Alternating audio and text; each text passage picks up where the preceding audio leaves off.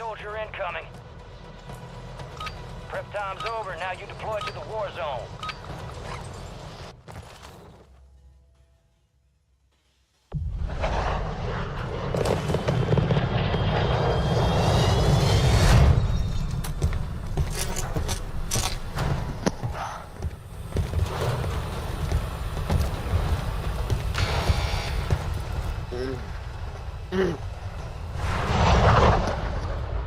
Resurgence.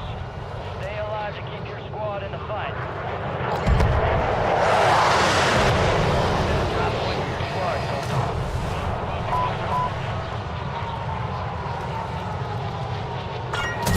Experience boost inbound.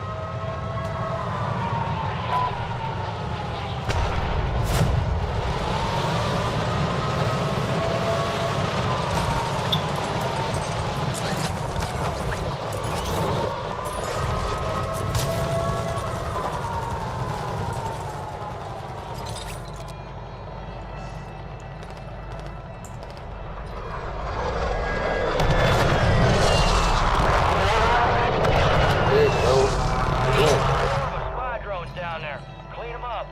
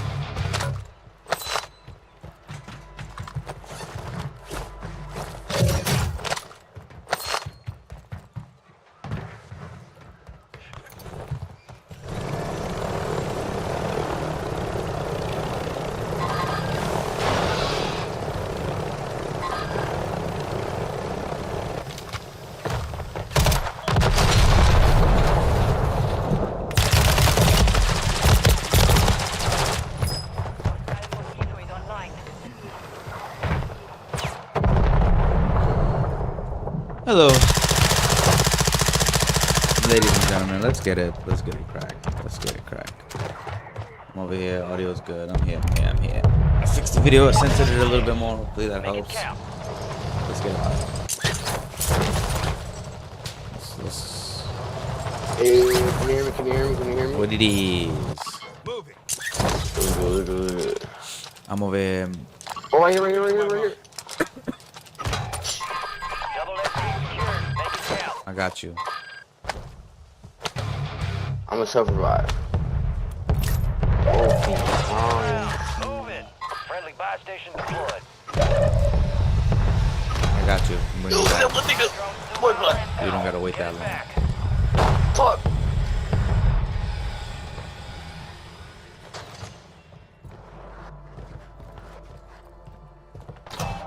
Deployable buy stations ready.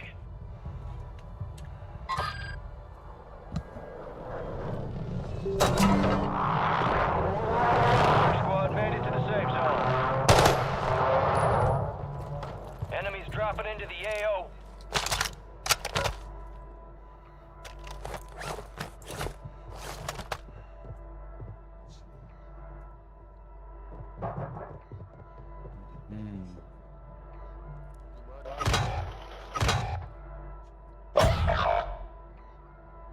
Time's running out. Hurry up on those drones.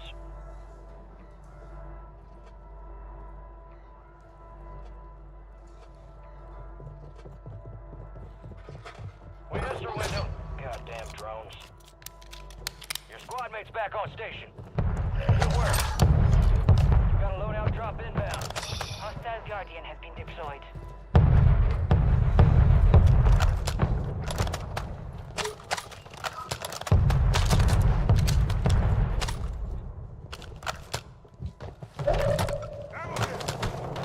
Homie, dead. Fucking nigga. Oh, yeah.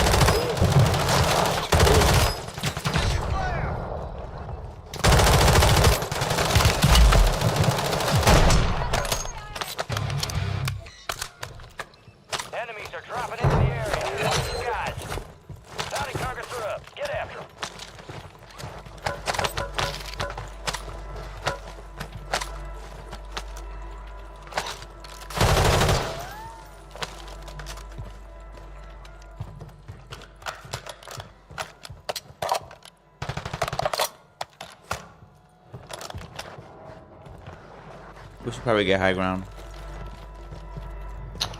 Word.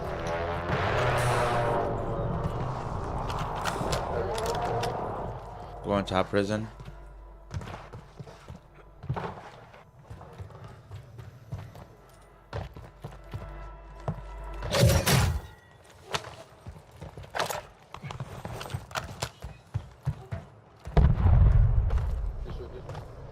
I got one over here.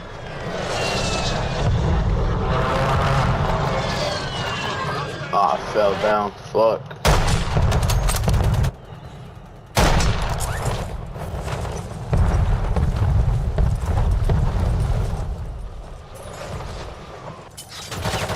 On me.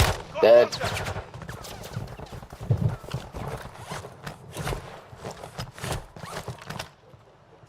Enemy movement. He was somewhere here, Pink. Oh, what? Gas is inbound. One on the roof landing. All targets eliminated. Fuck, I'm dead. I'm dead. I'm dead. I'm dead. I'm dead. I'm dead, bro. I'm dead.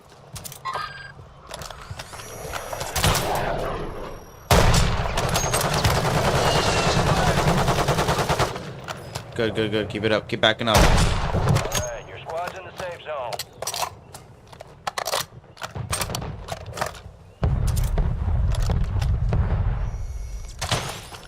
They ran. Enemy soldier incoming.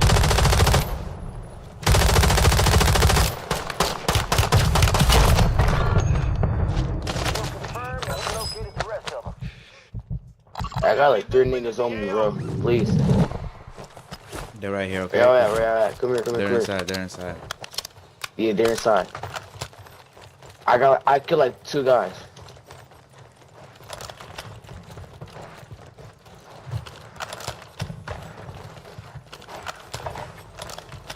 I hear footsteps. Right there, right there, right there.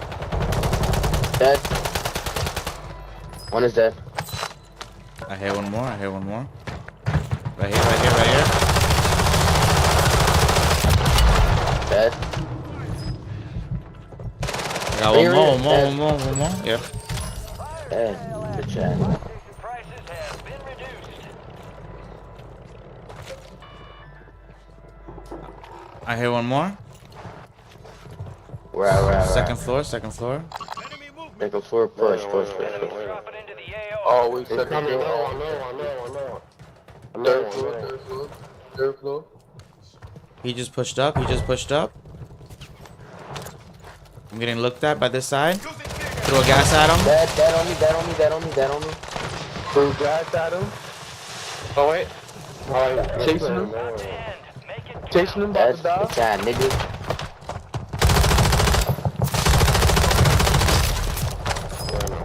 He's one shot, one shot.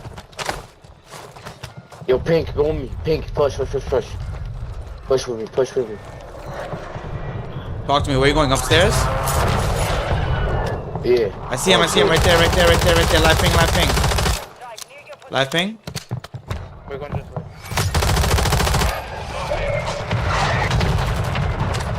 24 enemies active. Kill them all.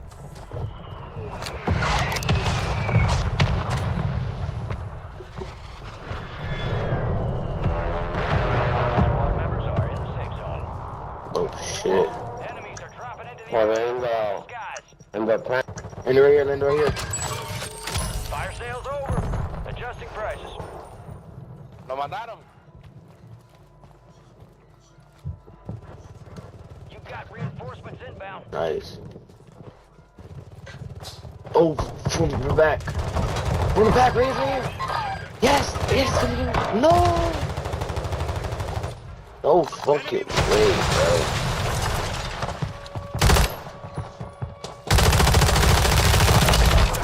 Squad mates faster. That's good work.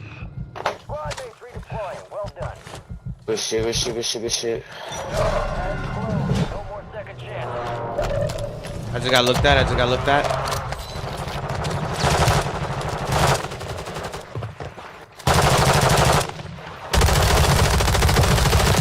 Nice. Yeah, we're going upstairs or not? I just got looked at. Gotta reload. Help me out, ping. Where they at? Right above, right above. Watch out. Here comes the strike.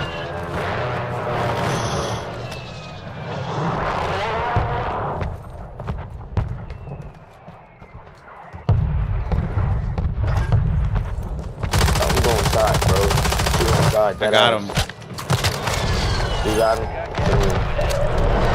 Go inside, go inside, go inside.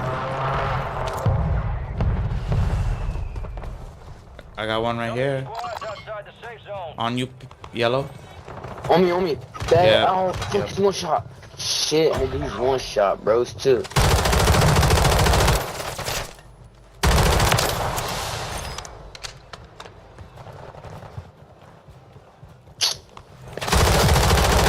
Nice. You got mask? Nice. Good shit, good shit, good shit. Just stay together. We'll be fine. Alright, I got no guns. I just got looked at this side. You got no guns. Yes. Cover me then. Oh, I got a team. On me. You made it to Eh? the top 10. Stay inside, stay inside. Oh, nah. Cover.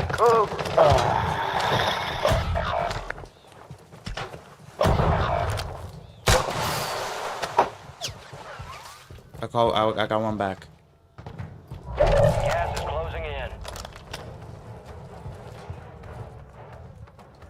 Move to the safe zone.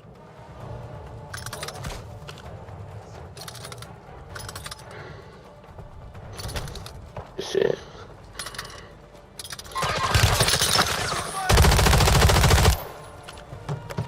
Dropping ammo. Really, their guns. Using tear gas.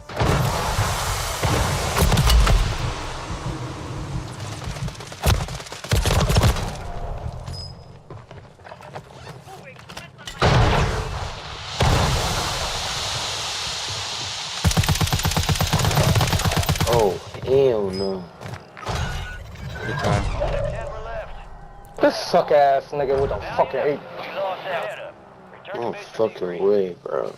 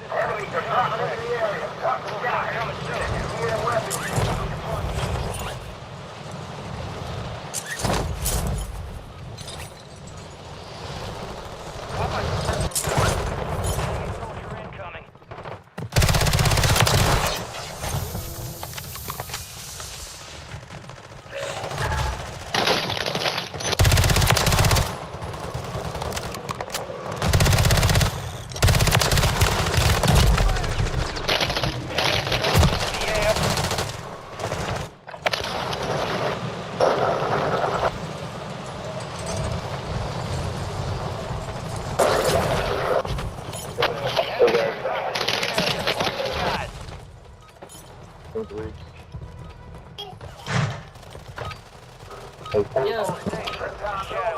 incoming.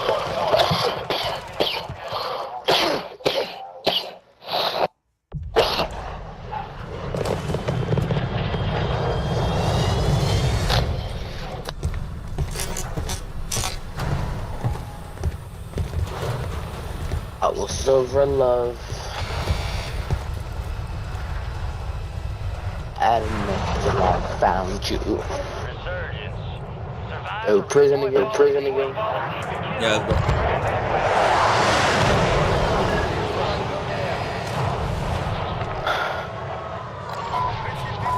Let's have some fun.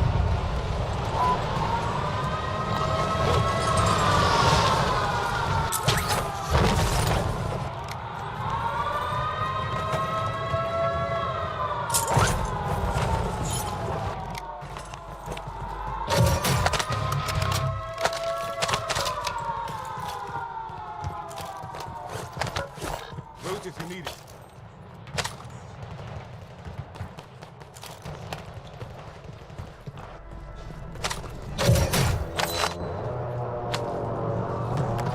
Ammo here. Friendly ammo box here.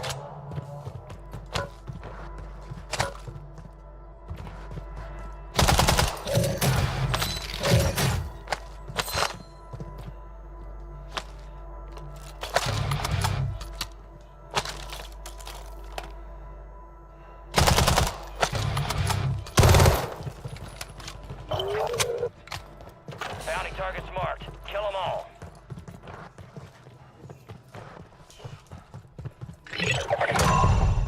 All bounty targets. We got loading money? Hell of a job. We got loading money now. Alright.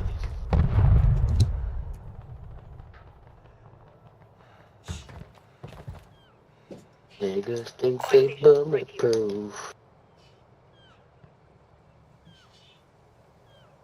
My station, right here. Mark the bounty contract.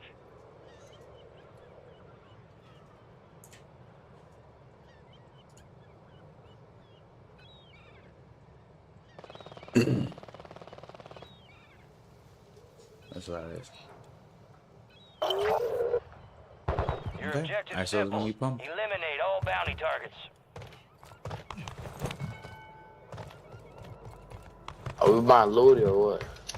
Yeah, I'm wondering what's going on with that. Which buy station? My bad, I'm on my way. Alright. I'm gonna drop the bread. Parachuting over.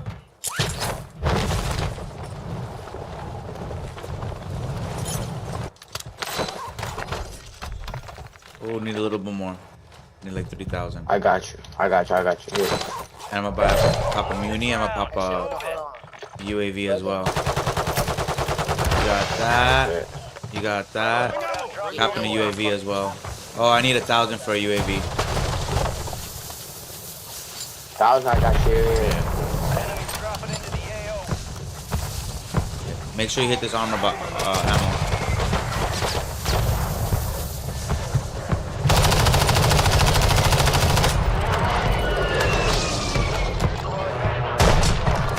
Bro, what were you doing? Why did you just sneak up on my squad like that?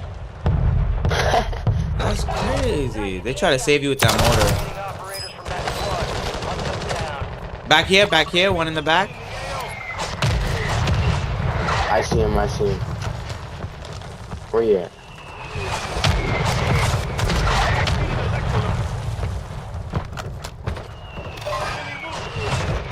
One on the roof, one on the roof. Right there. Second one. I'm pushing to higher ground. Enemy soldier incoming. I downed him One is again. dead. Dead, nice. Good shit. Drop headed your way. He's down right here. Huh? He's down right here. Trust me. Down. I'll push. Squad on your attack map. Go get hunting. There should be another one down over there. Maybe he rezzed them. On me. Right. Oh, I got Oh, one just sniped. dropped on ya. Up, One up, just up, dropped up. on ya. Yellow right next to you. Yeah, shit. I'm low.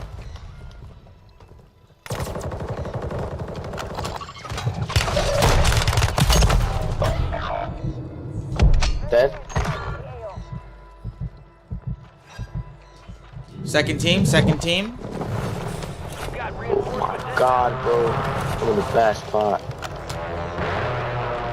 Hostile Guardian is active. no. I'm sorry, bro. I gotta go to my brother's shooting. Oh, right here, right here, right here, right here, right here, right here, buddy. Good shit. Hook it up. Oh. Got him. Got two of them?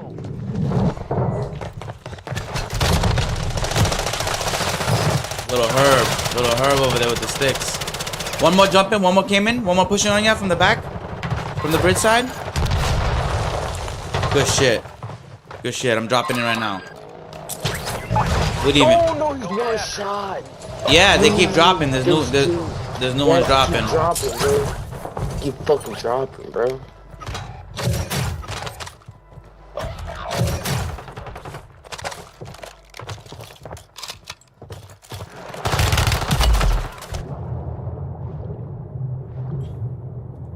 Your squad mates redeploying. Oh, yeah, I'm dead.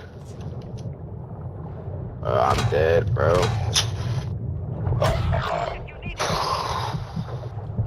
Your squad mates back on station. Good work.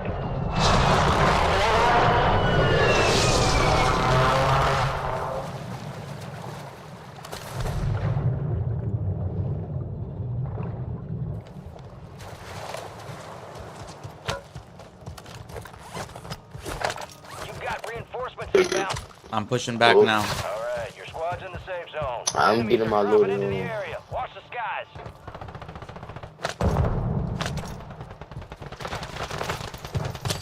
I'm pushing back with y'all. Somebody. Yo, I just downed one back here. On me. Dead. Yo, I downed him with my frag somehow. That was a squad wipe, by the way. That frag I just randomly tossed from mad deep. Word. Yo, that's crazy. I got one on me. He's trying it. Got it. Alright. Right here. Three. One is dead. Two little Godzilla birds.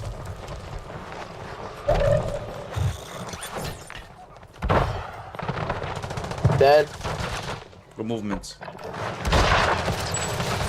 Dead. Sale is active. Buy station prices are Two dead. Get ready. You're redeploying. Two dead on me. Marking the rest of that squad on your attack map. Get hunting. There's hella loot in here, bro. Oh my god. What isn't here? Everything. Holy shit, Just bro. max out. There's everything here, bro. What the fuck? What gun you want? Get ready. Picked Picked up a nice little Every HRM. kind of, Get it to yeah, the every kind of gun, designated station. bro. Yo, everybody, go get your self-res. Go get a self-res. Pull up. Buy station right here. Get a self-res and make sure you got a gas mask. Oh, I got one here. On me, dead. Bitch ass nigga. Good shit.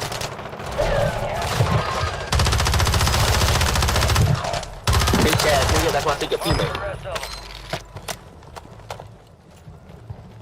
them. Contract failed. You lost the objective. All right, get that self-res. We still have time. Quickly. Squad mates back on station. Good work. Fire sale's done. Prices Let's are go. back to normal. Go. I got masks too. And Lodi, it's about to be crazy. But yeah. About to be crazy. Alright, game. If anyone has another muni. Oh no, I'm straight. Never mind.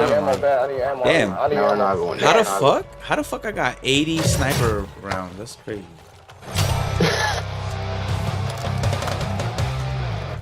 What else trying to do?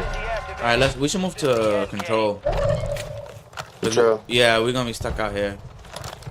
Alright, word.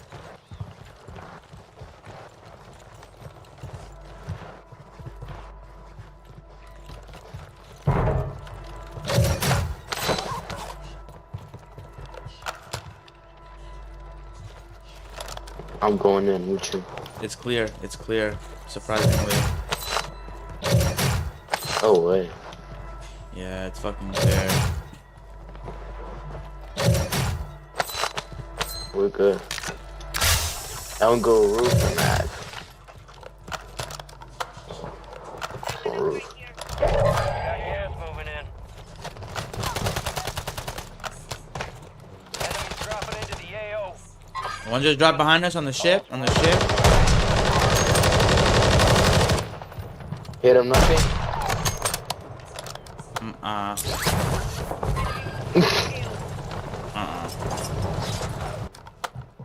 Oh, you're pushing? Oh shit. You gonna go back? No, I'm coming back. Alright. Are you good there? Alright. He here somewhere though. I can say that much. He hiding. Yo! Get right here. Maybe more. About it, man.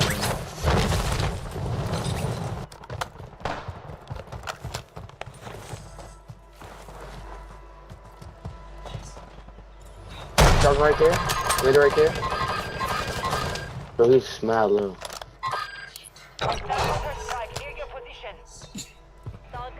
Right here. First floor. First floor. Cracked. He's cracked. Be advised. He's cracked. Watch him. He's Godzilla cracked. skin. First floor. Enemies are dropping into the area. Watch the skies.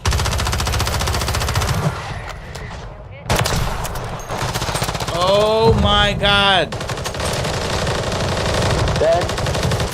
Stay together. I Stay got together. Stay together.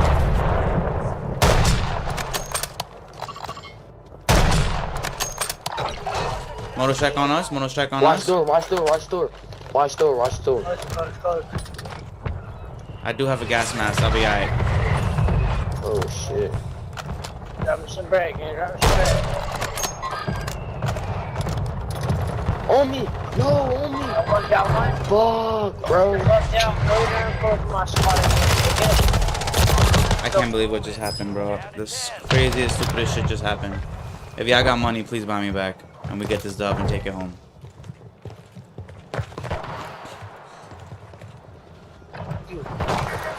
Come on, baby. Buy me back. Boys. You gotta. The money's right there. Oh, he left them. Stay together. You gotta stay together. Yo, pink. Buy one. Yo, y'all just dropped all the money and left it. Come on. It's Don't kill my boys, bro. Go to the next buy station. Go to the next buy station. Sit the fuck down, boy. Both of y'all. I got two of them. Y'all sued, bro. Come on, baby. Get him, baby.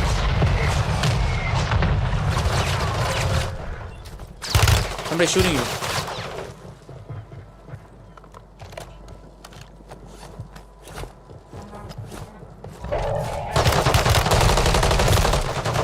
Good try, bro. Good try. Good try. I'm down to run that.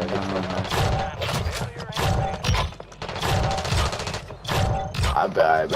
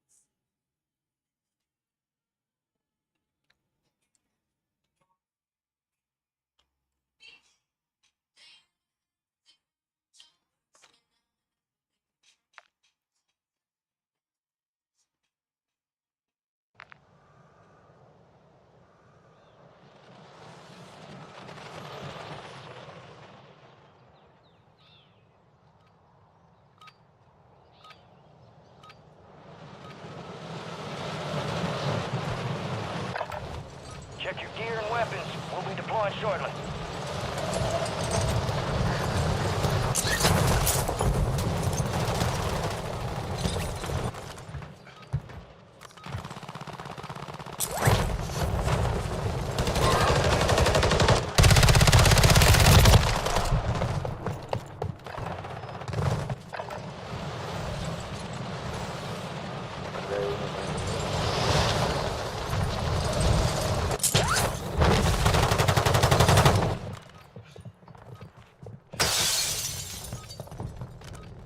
Enemies are dropping into the area. Watch the skies.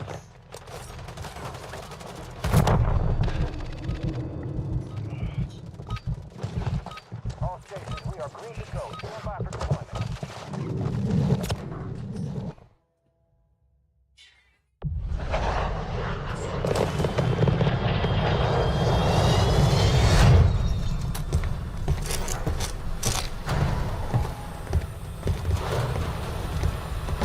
Oh, damn, I just wrote a whole paragraph to a girl. I'm fucked. Prison? Survive and your team can redeploy. Yeah. Eliminate targets. Factory. Let's have some fun. Alright, so go down it.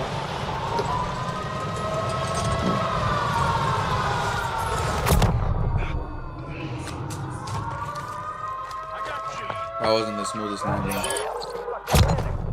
Supply box UAV. I was sniping seriously, bro. Got one on the roof. He's over there, he's up there, he's up there, he's up there. Right there, right there, right there, right there, right there. No, he's right there. He's right there. He's right there. Okay. Oh my gosh, you scared me.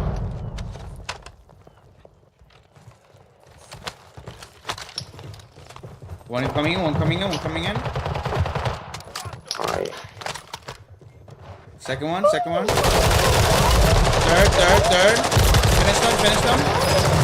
Where the team at? Where the team at? Oh, we was about to wipe them. Yeah, we gotta all push together. Squad, evade and survive. Don't go now, don't go now. There's 3 of them waiting for you. They're right there. Alright, What? Deploying. Well done. Stand by for redeployment.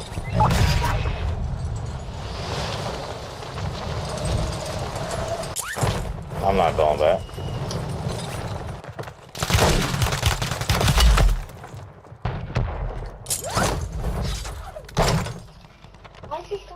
Your squad mate's back on station. Good work. It's about to get serious.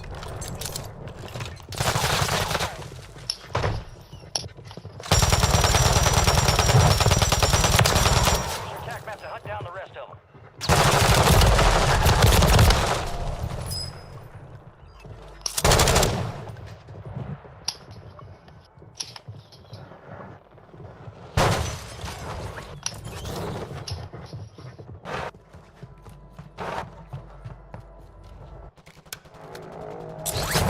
To the front. Earn this.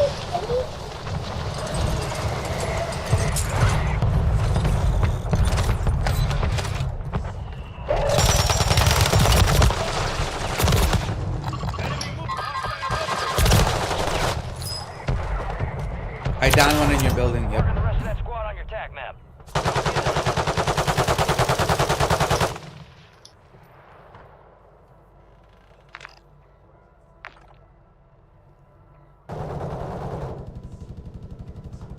Hostile mosquito is online.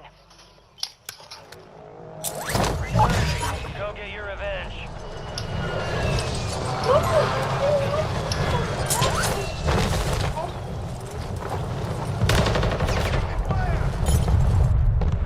Enemies dropping into the AO.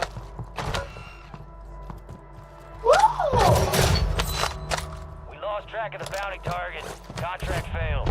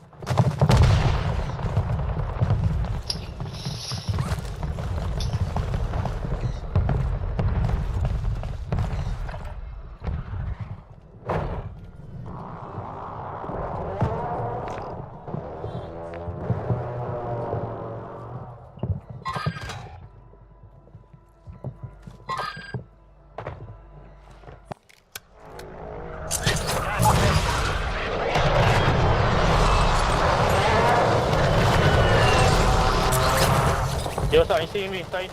Flying in or something. Squad mates redeploying. Well, You see that? You see that? That's all I'm seeing. Another man flying in on you though. Yeah. Let's get kids. In here, man. I dropped you, little bitch. Drop you, little bitch. Dropped you, little bitch. Are you stopping up? There we are chasing now, please stop. Put it in.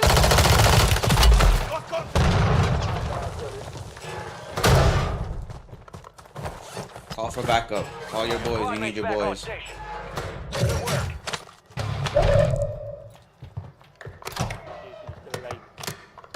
They'll be sorry. Another one in. Rock here. Call your boys, puto. They're behind me. Call your boys.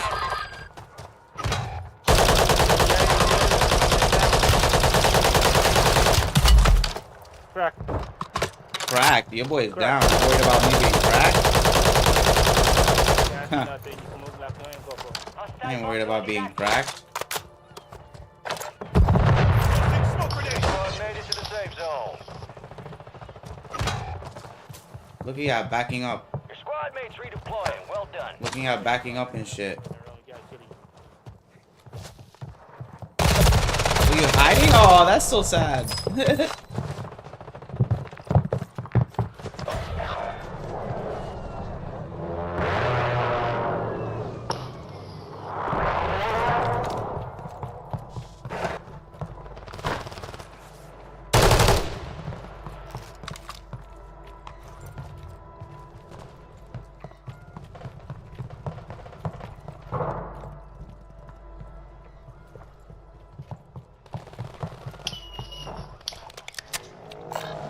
Turning you to the front.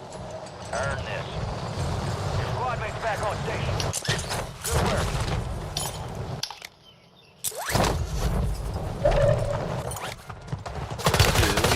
Can't get no kills, so you try to get loady kills.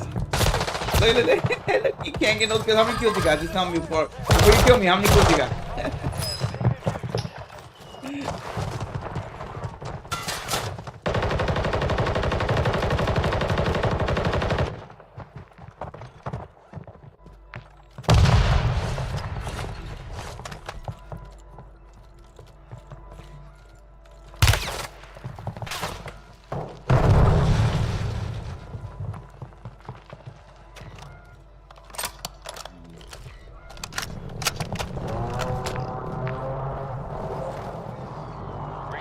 Can you guys buy a Lodi? I think it's only like 5,000. Time for vengeance. You're redeploying. I'll go buy it.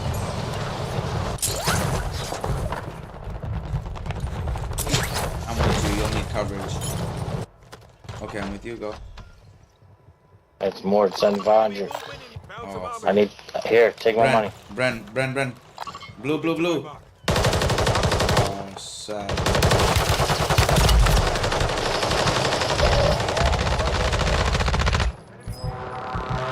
Almost. Do we have the money now? Blue, I need your money. Yeah, 7,500, buy it. Oh, 25 remain. Solid work so far. so clutch. Get your squad to the safe zone. Play box in the No one gets basement. left behind. Let's get it. Let's get it. Inbound. Fire sales over. Fucking Adjust the amazing. price. Fucking amazing. They're gonna be jumping off cam. Alright, let's get to prison though. We really gotta get up top.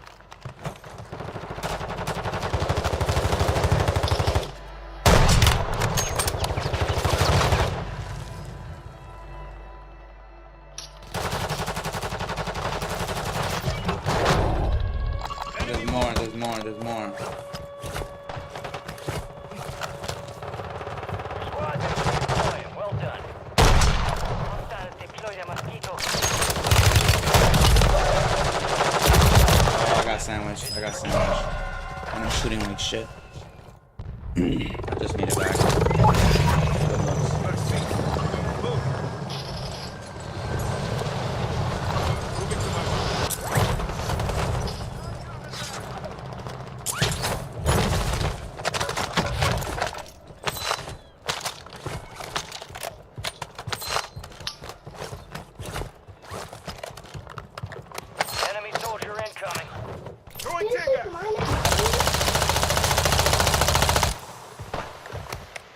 Some people got some amazing fucking guns, man. Gas is moving.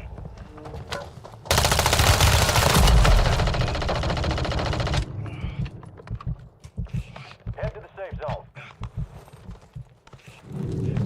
That water tower's gonna hold people.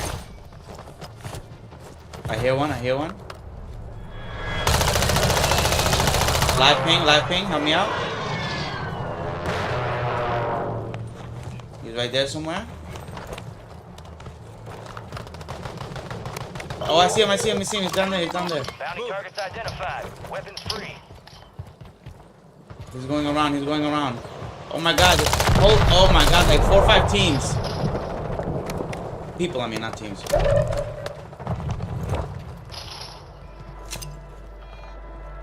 Throwing Simtex.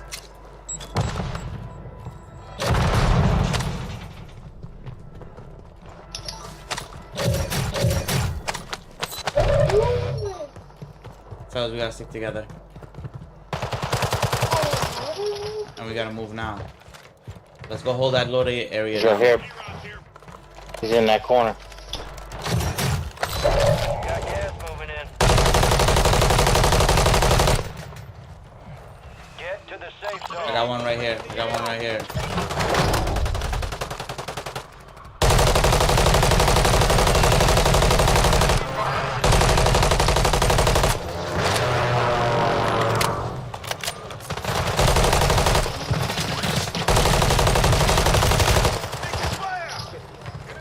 Reload.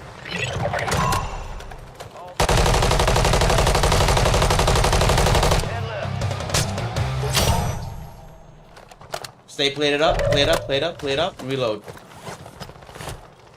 They're right Anybody here. need ammo? I got a new By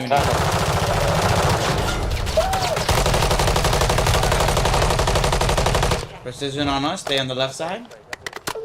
Stay left, not too far.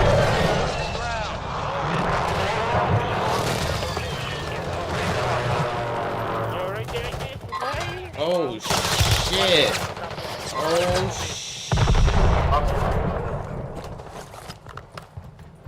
Oh man, it's over. You gotta peel the fucking mask. You were one of 5 remaining. Damn, that was close.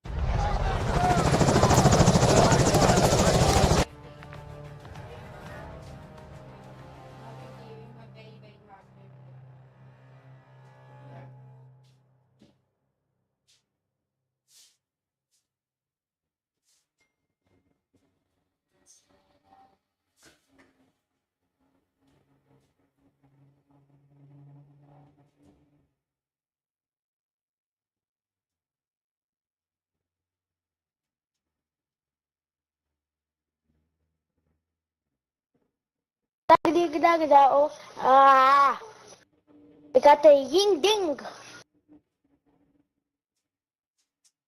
Too good for myself.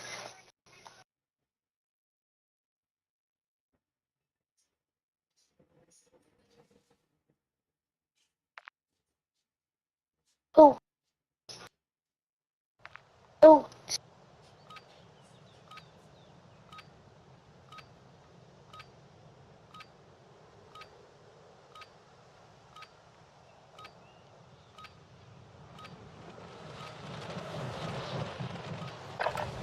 Check your weapons, check your gear. We're holding for deployment.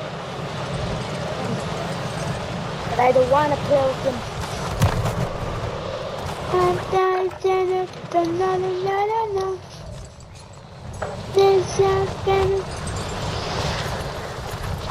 Oh,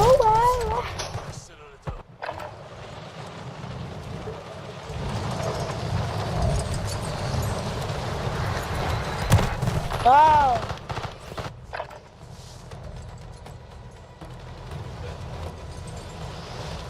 Oh.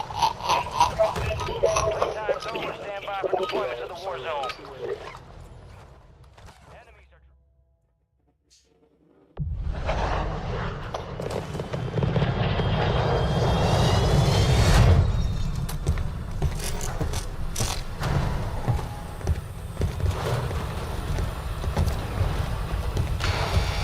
No. Why would I play with the Ying Ding? Resurgence. Stay alive to keep your squad in the fight.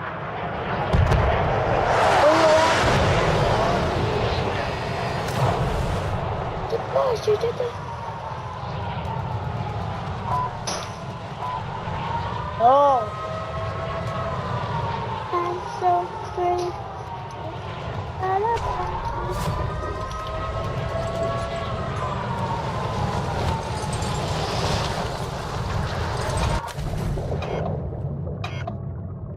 Yo, get ready to get sent to the moon. Up, look away.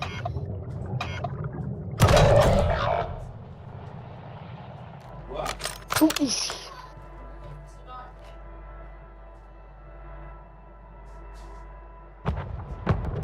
The hell, guys? You're back on station. Go get after it.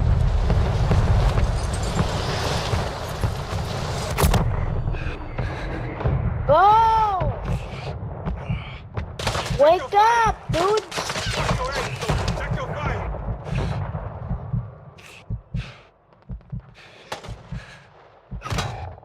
Bastard! Do it! Do it! I tell you. Do it. Kill me. Kill me, I deserve death. Wow. Ah! Feeling weak. Why? My friend wants to play with me so bad.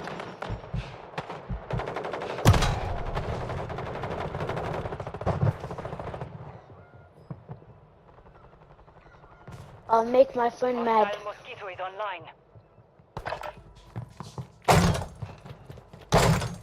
Yo, you still here? Yeah, I killed him. Still here? Hello, hello, hello, hello. Yo, what's the word? Deployment.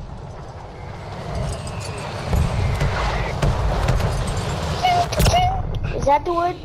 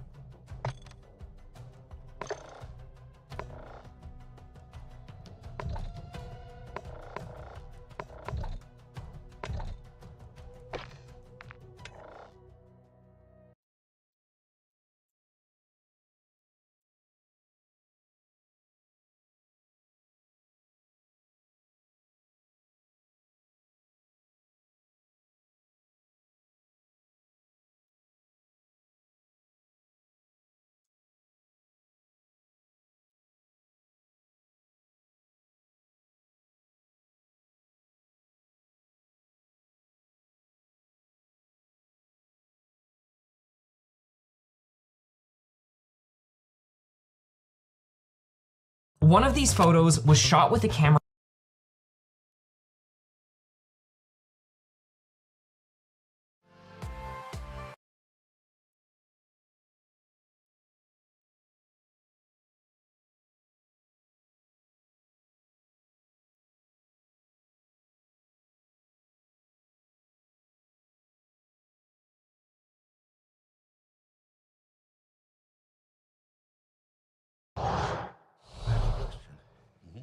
Say we get into the cage and through the security doors there, and down the elevator we can't move, and past the guards with the guns, and into the vault we can't open. Without being seen by the cameras.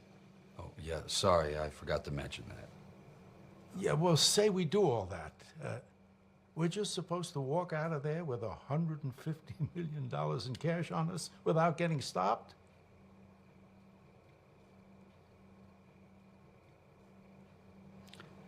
Yeah. Sounds crazy, right? They managed to pull it off in the movie, of course. I mean, it's rare we hear about such crazy heists in the real world. Well, now is one of those times. And it involves big money, Mondo money. I'm talking $30 million in cash money stolen on Easter Sunday. It happened in northern Los Angeles at a money storage facility. What's that? Cash from businesses across the region, well, they're held there.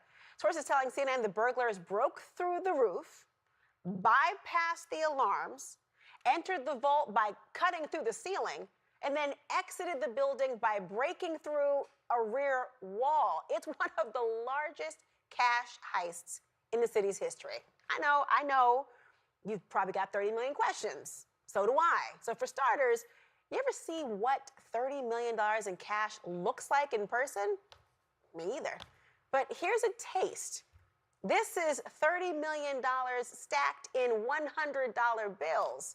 Now, we don't know the denominations of the stolen cash, but in $100 bills, that would be about 661 pounds. If it were in $50 bills, more than 1,300 pounds. $20 bills, 3,300 pounds. And in case the burglars really ran into a challenge, $1 bills would have been 66,000 pounds. So, about all those questions, who better to help than the person who first broke this story, along with a former bank robber? Well, joining me now, Richard Winton, a reporter for the Los Angeles Times, and Joe Loya, who robbed more than 30 banks in the late 80s and served prison time for doing so. He's the co-host of the podcast, The Score, Bank Robber Diaries, author of The Man Who Outgrew His Prison Cell. Gentlemen, thank you for both joining me this evening. Everyone is talking about this story and trying to figure out how, why, and of course, who. Richard, what are your sources telling you about how this heist was even carried out? It was carried out very quietly on a holiday, which is not unusual when it comes to big heists. They choose the place and time when there's the least opposition, and this was clearly designed to be stealthy. They won't look, unlike that movie, there wasn't going to be any guards. They just had to evade all the security systems, make an access, and yes, they had to remove an amount of cash, which certainly is like a small elephant.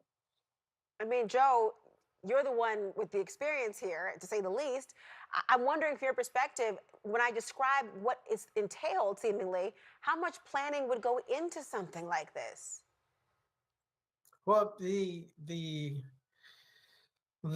crime is dictated by the inside of the place. So if the place says you have to be here to avoid these to avoid these cameras, and then maybe you have to push this code here and wait for this to happen, how you have to maneuver through there is your plan. And I believe it's an inside plan.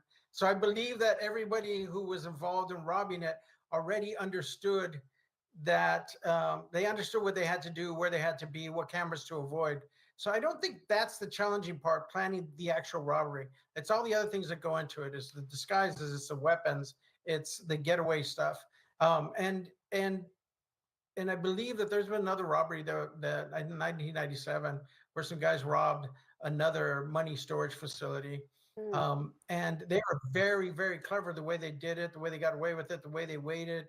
But they were also dumb. And that's the thing about bank robbers. We are very brazen, impulsive, and we can do things that, like I robbed 30 banks. It was a very successful, like short, brief bank robbery career, but I was impulsive and I was dumb and I just pushed too far. And I feel like that's what's going to happen here. These people are going to get caught because even though they're very sophisticated here, they're going to fall, they're going to stumble, and eventually they'll get caught. And we'll find out exactly what kind of inside job it was.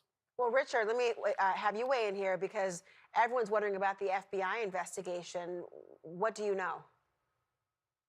Well, what we know at this stage is the FBI is asking people in the immediate area for video of this personal, security systems. Like there's a mobile home park, there's a church, there's a number of other businesses. They've been going around trying to collect every piece of video from that period of time to see if there's anything on it. In addition, there's also reports of a grinding sound, which suggests that there was and there's a time they're talking about when they think it occurred. And they've been asking residents about that. So we think that they're trying to pinpoint a time, and that may mean they're also looking to see whether there were cell phones used in the area. They do a lot of geo-fencing and other techniques to try and work out who was actually in an area, who maybe's watched this area in the past. Let me ask you, Joe. Someone's walking around with $30 million, or maybe they're not walking around. I mean, how do they avoid detection? Do they lay low? Do they try to spend it? I mean, it's cash. What's next? Okay, so if they're shrewd, they're not going to do anything with it for a long time. By that I mean 6 months, a year, because they know that conceivably they're going to be followed, or they could be tracked. Like your other guest said, there's phones that are going to be tracked. There's cars that are going to be noticed from video surveillance. So they might be followed. They have to understand that that's going to be, so they don't want, if they have an Uber job or delivery job or a car repair, they're going to keep that job. They're not going to move at all. And I think that I want to say something about the cars and the phones, which is in prison. When you're in prison, one of the things about being a prisoner or a criminal is you see and hear who gets arrested, and you see and hear how they got arrested. And so nowadays, I know that people who are criminals, ex-friends of mine who have come out, one thing we understand is phones get pinged. And so if you want to be doing a heist, it can't be your phone. Secondly, ever since Timothy McVeigh got caught because they tracked his truck leaving the crime scene, and they used footage, surveillance footage from ATMs, sides of buildings, that stuff. Who knows, if you want to get away, you need to.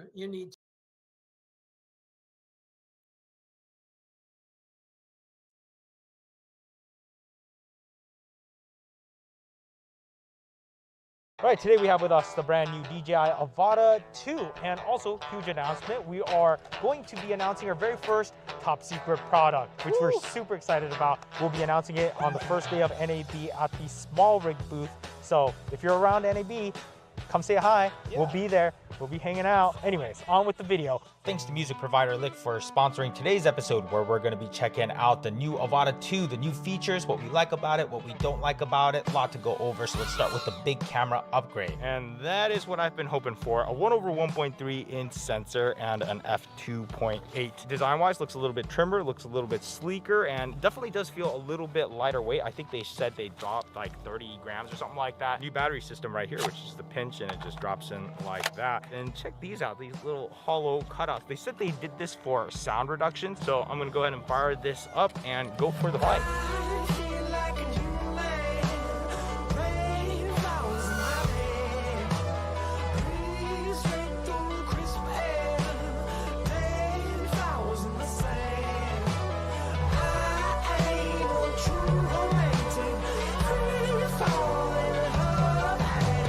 So this is kind of cool. I could actually share a live view to mobile device via Wi-Fi. Before you have to plug in, right? And then you're tethered to the phone, but now I can wirelessly do it. So I can show you here. I can see you changing your settings and everything. Oh, you can see all that? Yeah. We have 4:3 aspect ratio. So that's cool. That gives us access to kind of the whole sensor. And this is going to be really nice if you want to extract some vertical content out of this, right? And also new FPV controller 3 looks pretty much the same as the previous one, but content out of this, right? And also new sensor, and this is going to be 3 aspect ratio. So that's cool. That gives us access to kind of the whole sensor. And this is going to be really nice if you want to extract some vertical content out of this, right? And also new FPV controller 3 looks pretty much the same as the previous one, but I noticed that there's no antenna that you have to pop up. It's just built in right here. Not nearly as loud and annoying as it used to be, right? No, it sounds way better. That was the first thing I noticed when you took off. Here, I'm going to go ahead and change my custom mode over to manual mode. I'm also going to need to turn this off. This is going to let me go inverted. So now I'm in full manual mode, and oh,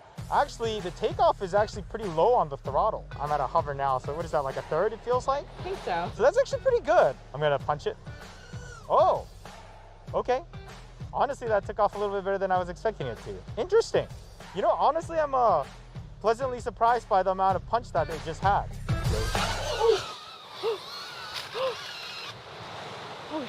How far is that? It's down there. Oh, how are we gonna get that? We're gonna have to get like a grappling hook or something. There's no way you can go down there. So this is the part I tell you about DJI Care. We just started this video. It had a lot more power than I was expecting it to. So I got a little excited. Maybe I could try to turtle mode it. Oh, you see? Yeah. It moved. No. We could tether you to the tree.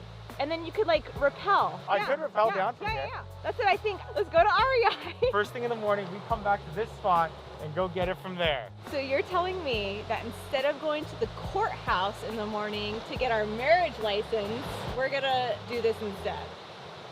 Our wedding is in, what, 2 weeks or so? 2 weeks. And yeah, I'm just trying to shoot a couple of videos before the wedding so that during the wedding, we're just like, just chilling and videos start. To take care of wedding stuff. This video stuff should be stuff that's like on the side. It is on the side. Side of the cliff. Okay, that was a good one. Honestly though, I'm not much of a warranty guy, but when it comes to FPV drones, especially if you plan on flying in manual, I don't think the DJI Care works when you just completely lose on the side of the cliff. Don't you have to like mail it in? There's also flyaway coverage. So you do have to pay more for it. You crashed it on the side of a cliff. Flew away into a bush. Flyaway coverage. I think we need to clarify whether that would be under the coverage. So DJI confirmed that this is covered under flyaway coverage, which means we don't have to pay full price for a replacement, but it is still more than if I had something that was damaged and I could send it in for repair. Honestly, with FPV drones, half the fun is getting these kind of risky shots. So DJI Care, maybe not a bad idea here, especially since there's no obstacle avoidance sensors, but there are some new sensors on the bottom. But it's not for obstacle sensing because we want people to go through the tight spaces.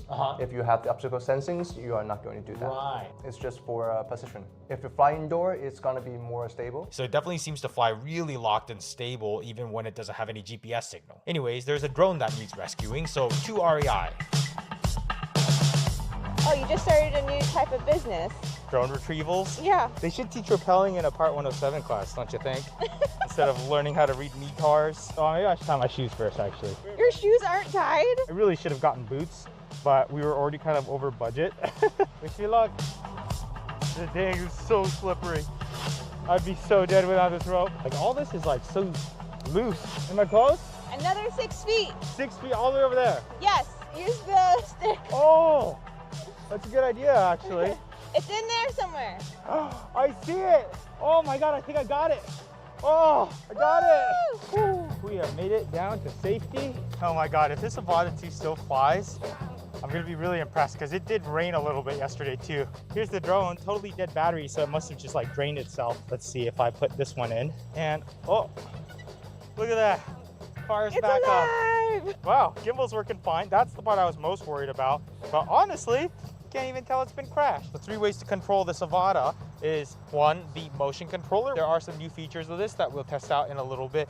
But at first I was honestly kind of like, man, this motion controller, like just give me one of these. But after I've let a few beginners that have never flown drones before try it out, and within minutes, they're already flying around pretty comfortably. So now I get it. And then second is normal mode on this controller, which is going to basically be just like if you're flying a Mavic or a Phantom. Finally, there's manual mode, which is personally what I like to fly in. And it does take a lot of practice just to get it flying. There's simulators engineers to kind of help you out. One of the things I was definitely hoping for is like a pro controller. And this one's definitely nice and compact, but so are the gimbal movements. I don't really have as much fine detail control as a full size. All right, so I have some Rocksteady turned on, and I'm just gonna go ahead and do a little bit of flying. They said they've done some improvements to the Rocksteady. On the left is what you see in my goggles, and on the right hand should be the footage, which should be stabilized with the Rocksteady. We still have the option to fly unstabilized so that it stores its gyro data, so we could use third-party software like GyroFlow to have a little bit more fine control, but it definitely is convenient when you don't have to run the footage through extra software. So let me just go ahead and just try a couple of different maneuvers and just see how everything stabilizes out.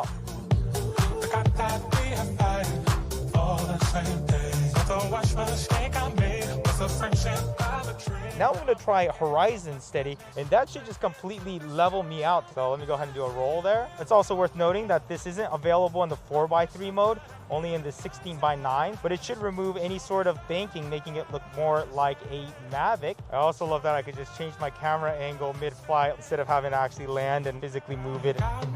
So far, I am loving the 1/1.3 inch sensor in here. I mean, same size as the Action 4, the Mini 4 Pro, and the Air 3. I mean, it's a proven sensor, so it's nice to get it on here. And compared to the previous Avata, where we just got D-Cinelike in 8-bit, we now get D-Log M in 10-bit. So that'll give us the option to shoot flat, give us a little bit more flexibility in post, more access to dynamic range. So I love the hardware, but the Achilles heel is currently there's no 24 frames per second option yet. Personally, that's got to be my biggest disappointment with this so far. So I'm just hoping that if we continue to beg and pray to DJI engineers, they'll put that in here in a future firmware update. But anyways, to control that shutter speed on this f2.8 lens, I do have some ND filters. So now we have shutter speed control. So now I'm gonna go ahead and try to shoot today's sponsorship entirely on this camera, even when it's not flying. I'm just gonna hold on to it and use it as a ground camera as well. Let's see how it turns out.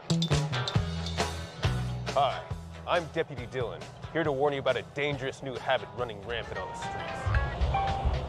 Ay, caramba, time to bring out the hog.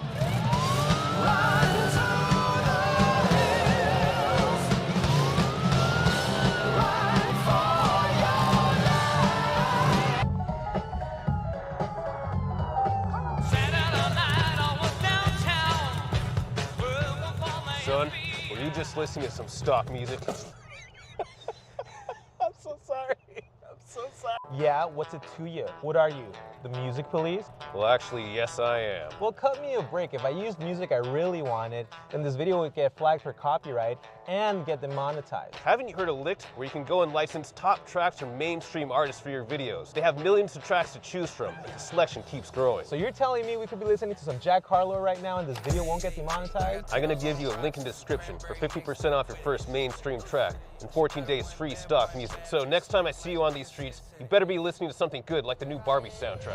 And I'm bad like the Barbie. I'm a doll, but I still wanna party. All right, so I'd say the footage came out pretty good considering we shot it on an FPV camera. Monitoring from the goggles actually gave me some flexibility, but biggest challenge was that I shot it on normal field of view to reduce that fisheye distortion, which I think looks better for this use case, but I did underestimate the amount of crop normal field of view does compared to my goggles feed, so I accidentally gave Dylan a haircut in some of the composition, but overall, huge improvement in camera quality. Avata 2. Is that what it's called, Avata 2? Yeah. Okay, and what are these called? Goggles 3. Goggles 3. The only thing that's actually pressed up against your face is this pad up here on your forehead. Yeah, I don't feel the pressure here around my face. Yeah. It's really soft. The cheek pad is actually just like this really soft rubber. So they say it's supposed to help with light leak. It took me a second to get used to it, but now I actually like it. Way better. The remote ID built in now. You got little cameras up front right there. You hear some creeper come up behind you, like in some bushes, you could just double tap and you look and you can see through. Oh, that's crazy. Yeah, so you can actually like see us. Yeah. You really like the motion controller? I like the motion controller because of the head tracking. Oh, the head tracking. Yeah. They actually incorporated something called Easy Acro into this thing. Okay. Huh. So almost like a manual mode in here. It is also really windy right now, huh? So this will be a good test. It does have that high wind velocity warning right there. It's windy as heck, bro. Yeah. You know what I noticed though right away? Yeah. It's quieter. Head tracking's still here, right? Yeah. Pretty cool. So head tracking basically takes whatever movements you do with your head and basically mirrors that on the drone. But then you're actually flying the aircraft still with the motion controller, right? Yes. I can even fly backwards. Oh, that's so cool. Hit this gap. Watch out. Oh! Oh my gosh. I think it's time for an easy acro, shall we? Let's do it. 180 drift. fly forward and make sure you have room in front of you, and then you're gonna hit the joystick all the way to the left or right. Oh. I guess that could be cool if you're passing up a vehicle or something. Right as you're passing it, you hit that real quick. Yeah. Flying in reverse in FPV is hard. Yeah. It is like a pretty advanced skill. Let's gain some elevation for flip now. There's no way, really? Flip? Go ahead and hit it. High velocity wind, unable to perform easy acro. Oh, because of the wind? Because of the wind, yeah. It's really windy. Okay, so we might have to go to a less windy place. Okay, wind velocity went away? Yeah, let me do a flip. Oh, you did it. Nice, nice. Okay, here we go. Oh. It does it all like, let me just flip real quick. No grace, nothing. It's just there, I flipped for you. What more do you want? You wanted to flip? I flipped. It actually does it pretty quick because like as soon as you go upside down, you're gonna start flying downwards. Yeah. Unless you have 3D, which is pretty rare. 3D is basically where the propellers can spin backwards so that it can kind of stay upside down. That's like a specialty. It's very rare. Okay, I've never flown a 3D drone before. Isn't there that one girl that flies 3D? Yeah, Zoe. I'll put her on the screen. Then accessing the card, much easier. It also doesn't interfere with the propellers because before it was up here in the propellers. So if you left it open, the propellers would just hit it. And also in case you forget your micro SD card, it actually gives you 46 gigs internal. 46? So 46, That's yeah. a lot. For internal, that is quite a bit. This bag came with the Fly More combo. I wonder if it would make a reasonable launch pad since it has a flat top now. Yeah. One of the things I really like about the Vadas is that you could take off like a normal drone and then kind of get it into position and then just hit the pause button. And then now I'm framed up, I can adjust a couple of settings. Always very important to scout all your power lines, right? Got it on D-Log M, stabilization turned off so I could post-stabilize it in gyroflow. Actually, it's not letting me stabilize any of this footage. Gyroflow says that there's no gyro info in this file. And actually looking back on when I turned off Rocksteady, it tells me that there will be gyro information if I'm shooting on the wide field of view for the camera, but I was actually on normal. So that's my fault. I should have put it on wide, but now I'm stuck with unstabilized footage that has no gyro info. So completely unstabilized footage for a few minutes. We're definitely doing a vehicle shoot out here, you know? I can start off up here and just kind of cruise down. The car's coming down this road and then it reveals and then it's like boom. And then we're just following the car. That would be awesome. Oh guys, you guys are thinking what I'm thinking, right? Consequences are very bad if I make a mistake there. It. DJI care, baby. Let's go. The exposure definitely shifted on me. Let me lock my exposure so that it's not shifting around as we go under. So I went ahead and locked the ISO at 100 ISO and let's check it out.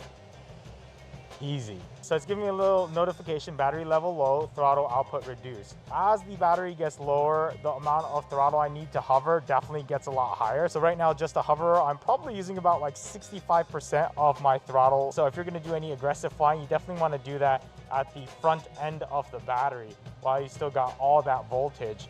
But right now, if I just full throttle it, I mean, it can still go. And again, what I'm talking about right now is only really gonna be noticeable in manual mode. I bet you if I go ahead and flick it into like normal mode, the computer's basically doing a lot of the leveling and everything for me. So at this point, I can't even really tell. But man, I feel like I've been on this battery for a good while.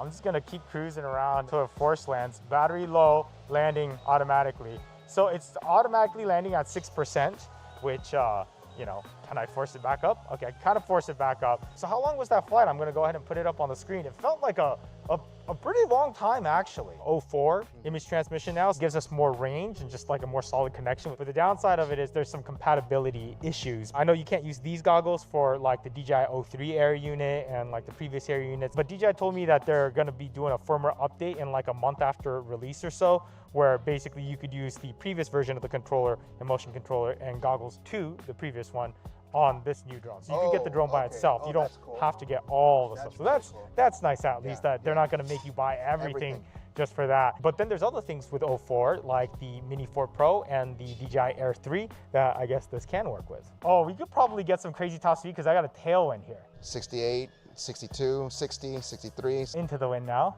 47, 47, 48, 45, 43. So that's full throttle in manual mode. Let's see, go back the other way again. 67 miles per hour? 67, 72, 75, 80, 80, oh, 85. 85? Oh, snap. I feel like it just caught like a big gust and it just like, it took you away. Yeah, because it was like struggling to get past 60 and then just went boom to 80. Oh man, it's flying in this high wind, but it doesn't like it at all. Like, it's quite unhappy. What about the camera and the sensor? It's still the same, it's better? 1/1.3 inch sensor, but no 24 frames per second. Okay, I'm a 30 and a 60 kind of guy. So you don't care? I don't care, yeah. Well, I hate you. Yeah, I know. I care. They made this for me. All Mavics do 24 frames per That's second. probably why they don't want to cannibalize into their own market. Is that why? Yeah, that's what it is. But it's so different. And I get if 24 is too slow for latency, then they can make it 48 frames per second. Like this whole video, I have to decide, is this video gonna be 24 or 30? And I usually go on 24 just because I like to incorporate cinematic footage sometimes, and that should be 24, so I just match everything to 24. But now it's like, I have all my tools that are 24, and then I have something that's All of a 30. sudden, yes. So if I take this 30 frames per second footage and drop it into a 24 project, then 1 out of every 5 frames or so gets just cut out. You may not notice it in a lot of cases, but when you're dealing with like a smooth, fluid shot, it's just, you see the stutter. You see a stutter, it's like, and it's like, oh, I noticed it. This project is 30 frames per second, by the way. I would be way more excited about it if it had 24 frames per second. So please, DJI, please, give it to us. Can I charge the battery with the USB input right here? Looks like you can. What is this for? This little back thing, the knob, to tighten it and loosen it? Yeah. Oh, nice. I like this. All right, Frank's fine. Am I already in manual mode? Yeah. Oh, damn. You're trying to take off like it was a Mavic, huh? Oh, shoot. Yeah, nice and easy, nice and easy.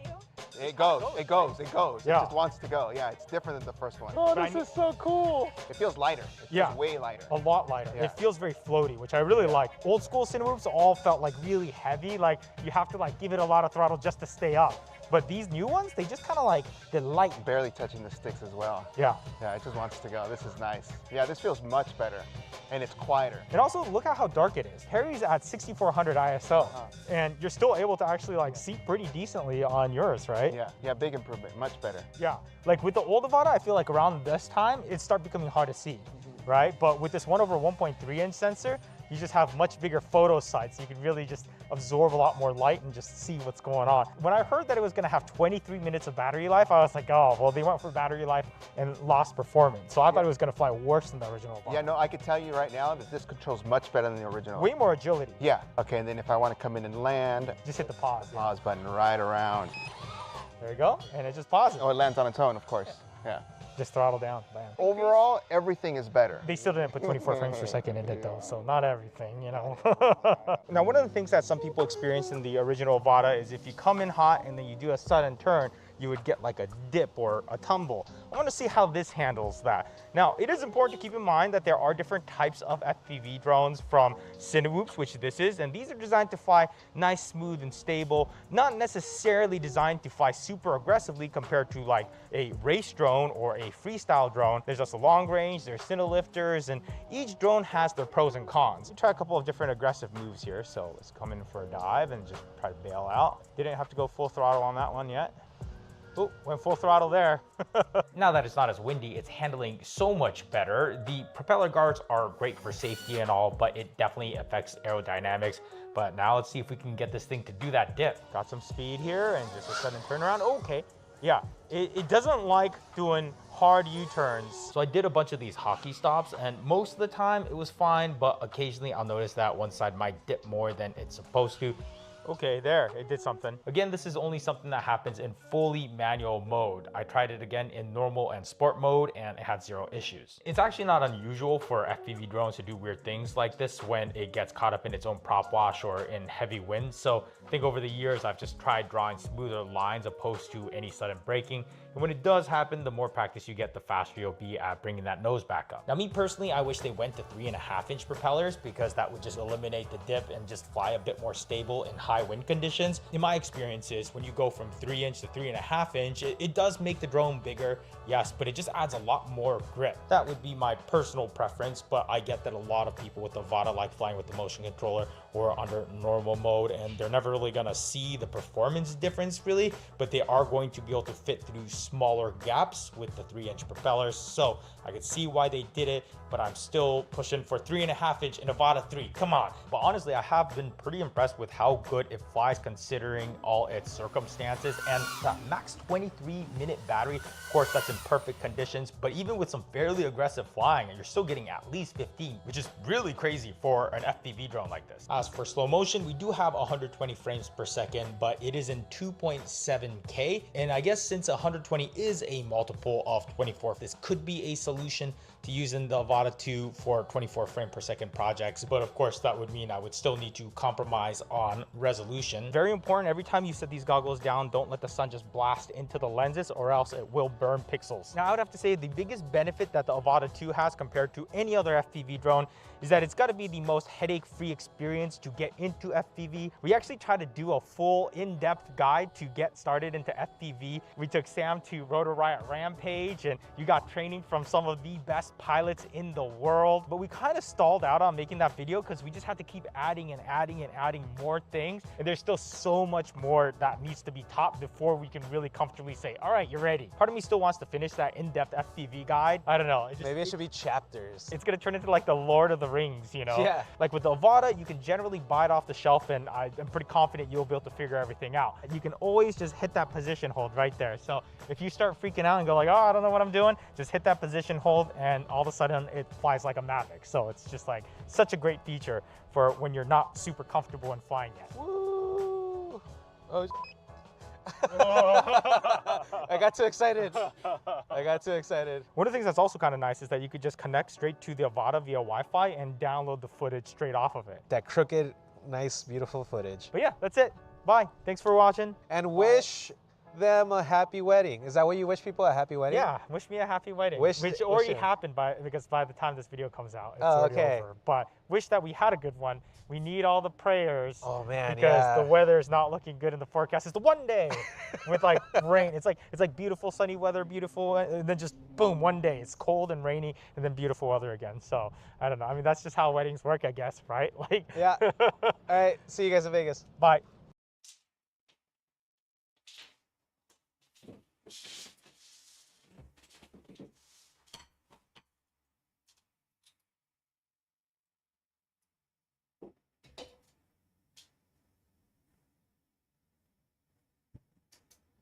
Hi, I'm Gordon from Camera Labs, and this is my full review of the Canon RF 85mm f2 macro, a short telephoto lens for the EOS R mirrorless system. Announced in July 2020, it's one of the more affordable lenses in the RF system, costing around $600 or pounds. The 85mm focal length and f2 aperture makes it perfect for portraits, while close focusing allows it to double up as a fairly respectable macro lens with 1 to 2 or half actual size magnification. Throw in optical stabilization and you have a pretty compelling lens at a tempting price, and in this review I'll show how it performs for subjects near and far, and also how it compares to alternative 85mm lenses. Canon owners certainly aren't short of 85mm options. In fact, the RF 85mm f2 becomes the third 85 from Canon in the native RF mount, joining a pair of earlier f1.2 models. These are considerably higher end lenses though, costing $2,700 or $3,000 for the DS version with a slightly softer bokeh effect. At the more affordable end, Samyang now offers an 85mm 1.4 with autofocus in the native RF mount for roughly the same price as the Canon 85 f2 macro, although sadly they weren't interested in joining this comparison when I asked them. If you're happy to adapt an EF mount lens, there's also Canon's EF 85 1.8, EF 85 1.4L, or 85 1.2L, along with Tamron's 85 1.8 VC and Sigma's 85 1.4R. Plus, we can all hope that Sigma starts offering its latest mirrorless lenses in the RF mount sooner rather than later. So plenty of options out there, but in this review I'm going to directly compare the RF 85mm f2 against the high-end RF 85mm 1.2 as well as the much older EF 85mm 1.8 for portraits, close-ups, landscapes, bokeh, rendering, focusing and video. Everything you need to know to choose the 85 for your EOS R system. Here's the RF 85mm f2 in the middle, joined by the RF 85mm f1.2 on the left, a much heftier lens that's more than double the weight and over 4 times the price. Meanwhile, on the right is the aging but still popular EF 85mm f1.8 from 1992, which is still selling almost 3 decades later for around $400 or pounds. That makes it roughly 2/3 the price of the 85 f2 macro. Side by side it's shorter, but to use it on an EOS R body you'll need to fit it with an adapter, which makes it almost the same size. Of these 3 lenses, only the RF 85mm f2 in the middle sports optical stabilization and close focusing.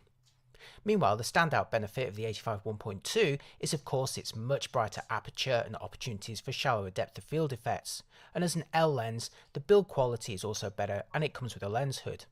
Meanwhile, the 85mm f1.8 wins the nostalgia vote. It's cheaper to buy new, there's more second-hand options available, and some may prefer its softer rendering compared to those ultra-crisp modern lenses.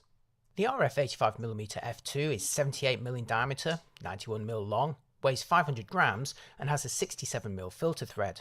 There's 3 switches on the barrel, including a 3-position focus limiter and one to enable the optical stabilization.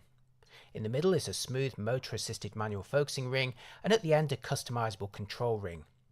Like all RF lenses, it may lack the physical focusing window of older EF models like the 85 1.8, but the broader rotation, the throw of that manual focusing ring, the fact that it's smoother and that there's electronic feedback in the viewfinder or on the screen makes it much easier to manually focus. Meanwhile, the ET77 lens hood is available as an optional extra for about $50. Annoyingly, lens hoods still aren't supplied as standard on Canon's non-L lenses, and as a quick correction to my earlier RF 600 and 800 review, the hoods on those models turned out to be optional accessories. Unsurprisingly, as a more affordable model in the series, the RF 85mm f2 is not sealed against dust and moisture. Neither was the old 85mm 1.8, but the higher end RF 85mm 1.2 lenses are weather sealed, and as L models they also come with lens hoods.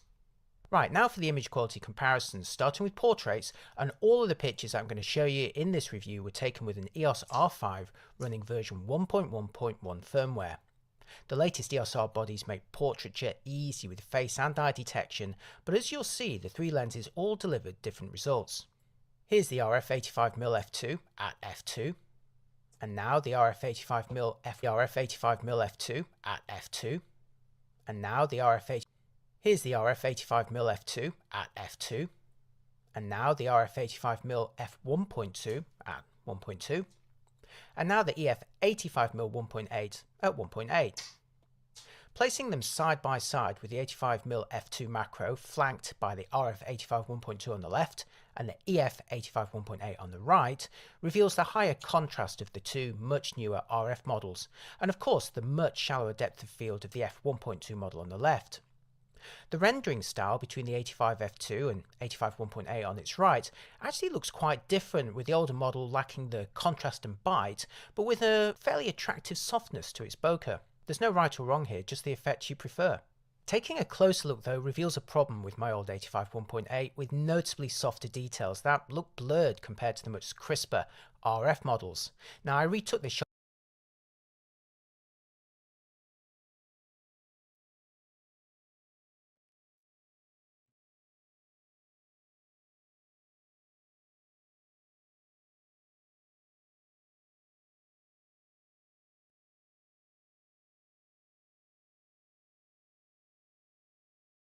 shot multiple times but failed to get an improvement when using the R5's Face Night Detect autofocus. Switching to manual focus allowed me to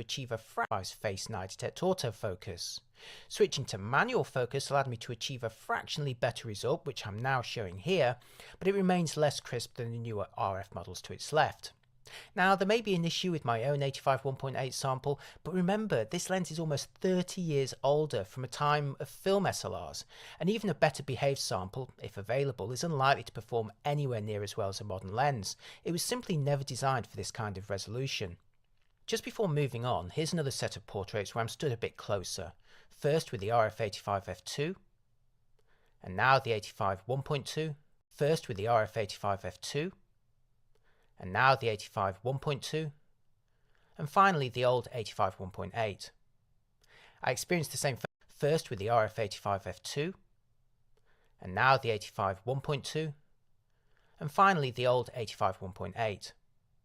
I experienced the same focusing issue with the EF model, so I'm just showing you the manually focused version, which was a little bit better than the autofocus shot. And now for all three side by side, where the rendering in the background is again the biggest difference. The 1.2 on the left is obviously the best if you want to completely obliterate the background with blur, but all three lenses are more than capable of effective subject separation. Zooming in for a closer look tells the same story as before though, with both new RF models outperforming the old EF lens as you'd expect. Also notice the focus fall off on my beard and hat. Again, the EF version looks a tad out of focus here, but this was the best result I could achieve on multiple attempts. Again, my sample may be at fault and your mileage may vary, but old lenses designed for film SLRs are unlikely to match modern lenses on high resolution digital bodies. The rendering of a lens designed for portraiture is very important, so in my next test I'm going to compare the three lenses for bokeh blobs, and as I explain the setup, I'll briefly run through an aperture sequence on the 85mm f2 from f2 to f8. For this test I positioned the camera at the closest distance that all three lenses could focus on the star ornament. Now both the RF 85 1.2 and the old EF 85 1.8 share a similar minimum focusing distance of about 85 centimeters, so that's what I've used here. Oh, and I manually focused the EF lens to be sure. The RF 85mm f2 can get much closer, focusing down to 35 centimeters, and I'll be showing more of what you can do with that in just a moment. But first, let's compare the three lenses side by side, starting with the RF 85mm 1.2 in isolation at f1.2 and f1.4, where it's of course showing the biggest bokeh blobs. The old EF 85mm joins in at f1.8, and now you can see all three lenses at f2. At first glance, there's not much to tell them apart at f2, but look closer and you'll notice the effect of the aperture blades on the 1.2 and 1.8 models versus the 85 f2, which of course is operating wide open here, so it has the most rounded edges to its bokeh blobs. All three share a fairly similar rendering style though, with none really taking the lead on outlining or onion ringing. Do you have a preference yet? In the spirit of fairness, here's all three again, all close to f2.8 in order to compare the impact of their aperture blade systems. Here, the octagonal shape of the old EF 85mm aperture blades becomes quite apparent. Right, today we have with us the brand new DJ.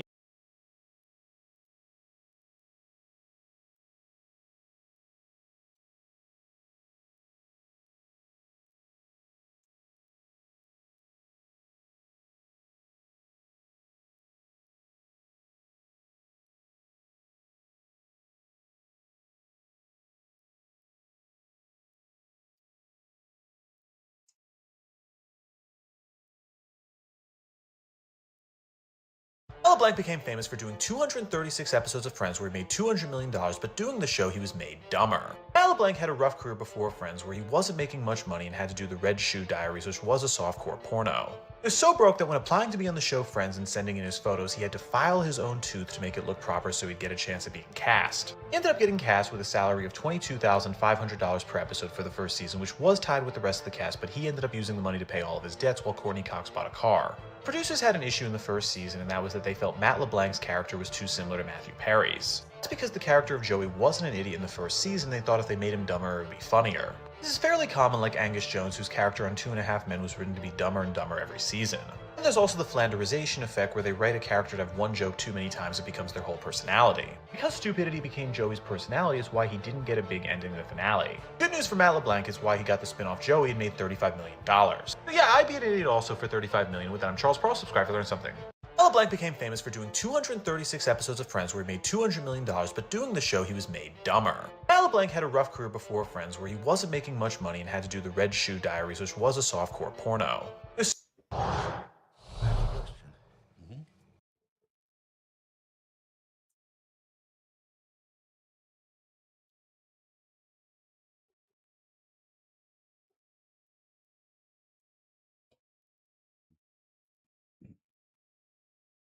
Did you ever get tired of hearing people say, man, you dressing like an auntie, you dressing on them women clothes, them tight clothes? Bring your girl around me. If you know a female is toxic and still you know she toxic, she ain't gonna be toxic with no Cam though. Shit, that pussy Fido. Shit. You know what I'm saying? Come on, Cam. We still wait for red flags though, Cam. That's cool, but some red flags equate to Six Flags. And Boy, oh boy, is it a fun ride? All my life, been grinding all my life. Sacrifice, hustle paid the price. Want a slice, got to roll the dice. That's why all my life I've been grinding all my life. Look, all my life, been grinding all my life. Sacrifice, hustle paid the price. Want a slice, got to roll the dice. That's why all my life I've been grinding all my life. Hello, welcome to another episode of Club Shay Shay. I am your host. I'm also the proprietor of Club Shay Shay, and today is a special edition because we're on the road. And the man we're on the road with today, he's the only player to win the Heisman, the BCS National Championship, NFL Rookie of the Year, and be selected #1 in the NFL Draft the same season. He's an NFL MVP. He's an SEC and NFL Offensive Player of the Year. He's a first-team All-Pro, earned 3 Pro Bowls, AP College Player of the Year, Consensus All-American, first-team All-SEC quarterback. He won back-to-back national championships, one in junior college, the other in the NCAA. He also has the most rushing touchdown by NFL quarterback, Carolina Panther, Auburn, Atlanta great. Some call him Superman. I call him my nephew, Cam Newton. How was that intro? It was all right. All right, what I leave out? Tell me what I leave out. It was all right. Entrepreneur, father. It's all right. Oh, the dad. Yeah. Great father. Great father. Great father. Great father. Great business here. Thanks for having us. Yes, sir. Letting Club Shay Shay come into fellowship. You did. Anytime. You welcome anytime. Welcome. Look here. I know you own an espresso. That's bad luck. What's bad? Mixing spirits with unspirited drink. That's bad luck. That's bad luck? Okay, we're here. You got water? I think, yep. Boom, there you go. Yeah. Now let's go viral. Yeah, but is it good luck? You dig what I'm saying?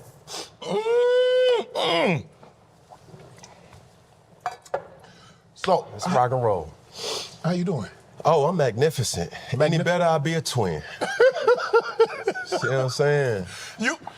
Listen, we're here at your place fellowship, and I think it's one of the, I haven't been to a whole lot of cigar spots, but the ones I have, yours second to none. Yes, sir. When you came up with the idea for fellowship, what were you thinking and what were you hoping to accomplish? Well, I travel a lot, and smoking cigars is a part of my daily routine. And for me, I just wanted to create something that embodies everything that I like. Socializing, networking, being comfortable, as well as eating great food and amazing. And smoking. Right. Cigars. So, you combine all those things together and that's what you get out of fellowship. Was this your first entry into being an entrepreneur?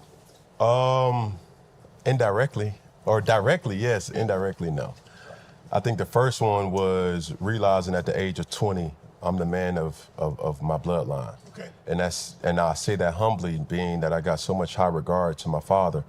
But making those type of decisions really put a lot of things into perspective. Okay. Let's get right into it. You went viral earlier when you said game managers versus game changers. Can you clarify what did you mean? Because I think I know what you mean, but I want to hear it from you. What did you mean when you said there are certain guys, and you can list the guys if you like, that are game managers, and there are certain guys that are game changers because they're asked to do different things? Correct. Well, in the game of football today, there's only really 5 game changers at the quarterback position. Okay. Lamar Jackson, Josh Allen, Aaron Rodgers, Patrick Mahomes, Joe Burrow. Okay. And that's not a title that's just handed out to anybody. Now, this is the biggest misconception. Being a game manager is not a backhanded compliment. It's something that your team does not require you to win the game all the time. Those game changers, they're asked to win the game every single day. Right? And that's just what I meant. And when I went more into detail about it, I think it really became apparent that I'm like, yo, hold on. And I know we're talking about Brock Purdy here, and I have no quarrels or no issue with him.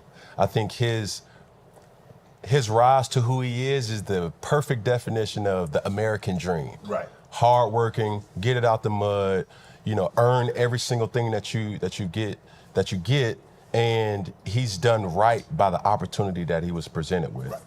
And for me, I never wanted to kind of come off because I know what it's like to prepare as an NFL player. I think too many times it was assumed or painted as if I was bitter, as if I was a hater, or I was just calling it how I see it. When I think about game changers, there's top 2 on their team, top 3, top 5. And when I, explained it even more, I was looking at the roster of the San Francisco 49ers and I'm saying to myself, well, they loaded. Right. But he didn't ask for that situation. Right. You know what I'm saying? I played with Christian McCaffrey. I know how dynamic he is. I've always been a fan of Deebo Samuels. I've played against Fred Warner. I know the amount of preparation it is. George.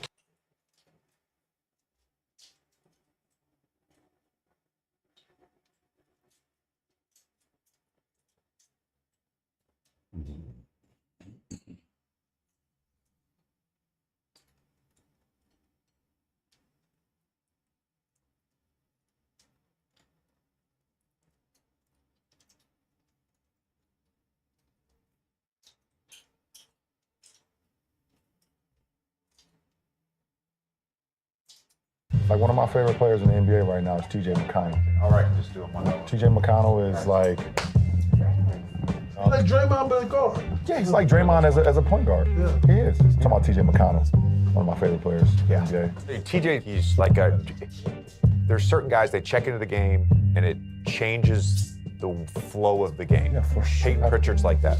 Peyton Pritchard. Ish Smith was like that. Ish Smith was like that, yeah, for sure. Yeah, for sure.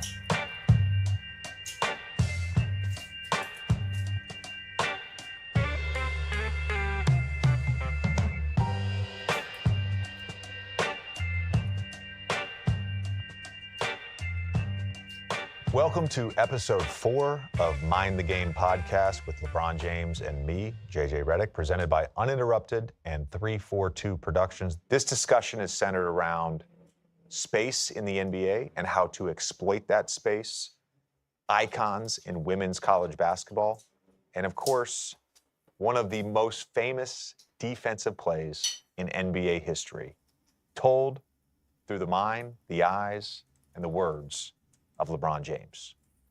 Just a few things that we cover conceptually in this episode.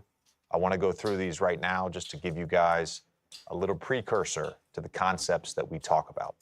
One of the things I talk about in this episode is the screen assist. Assists are tracked and have been tracked for decades in the NBA. An assist is when a player passes the ball to another player and that player scores. A screen assist is simply acknowledging and documenting that a player has set a screen for another player who then scores. So it's Kevin Garnett with a wide pin down screen for Ray Allen, who comes off that screen and hits a jumper. It's Derek Lively setting a high pick and roll screen for Luka Doncic, who then makes a three-pointer. A screen assist is just an opportunity to get your teammate open, who then scores. One of the best screen assisters in the entire NBA is Rudy Gobert, and he has been for a number of years. He actually leads the NBA in screen assists. This is a stat that is tracked through advanced stats. However, I think this should be a box score stat, and I explain why in this episode. The other type of assist we talk about in this episode is the hockey assist. So in hockey, if a player passes the puck to another player, who then passes the puck to a goal scorer, and the scorer scores the goal, he gets an assist. A hockey assist is simply the pass that leads to a pass that leads to a score. For example, in high pick and roll, if the ball handler comes off and makes a pass to the big man on the short roll, which we covered in episode 3, and the short roller passes to the wing, and the wing guy swings to the corner for an open 3, then the big man in the short roll who made the first pass That's a hockey assist. So the Gortat screen. This is named after one of my former teammates, Marcin Gortat, who popularized this type of screen and this concept in the modern NBA.